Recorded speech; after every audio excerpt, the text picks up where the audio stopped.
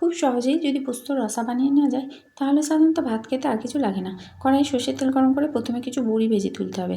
এখন ওই তেলেই দিয়ে দিতে হবে কেটে রাখা ফুলকপি। হলুদ আর লবণ দিয়ে ফুলকপিটা এখন ভালো করে ভেজে নিতে হবে, আর ঢাকা দিয়ে ভাজলে ফুলকপিটা তাড়াতাড়ি ভাজা হয়ে যাবে। এখন ফুলকপিটা তুলে নেওয়ার পর কড়াই পরিষ্কার করে ওই কড়াইয়ে দিয়ে দিতে হবে সর্ষের তেল। তেলটা গরম হলে তাতে শুকনো লঙ্কা, পাঁচফোড়ন একটু ভেজে নেওয়ার পর দিয়ে দিতে হবে আলু আর কচু। হলুদ আর লবণ দিয়ে এটা এখন ভালো করে ভাজতে হবে।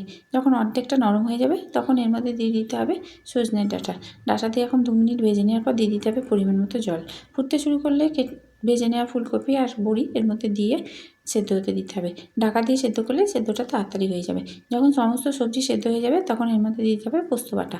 পোস্তটা কাঁচা লঙ্কা দিয়ে বাটা আছে, লঙ্কাটা আপনাদের পরিমাণ মতো দেবেন। এখন ফুটতে দিতে হবে। কিছুক্ষণ ফুটিয়ে নেওয়ার পর দিয়ে দিতে হবে কাঁচা লঙ্কা আর কাঁচা তেল।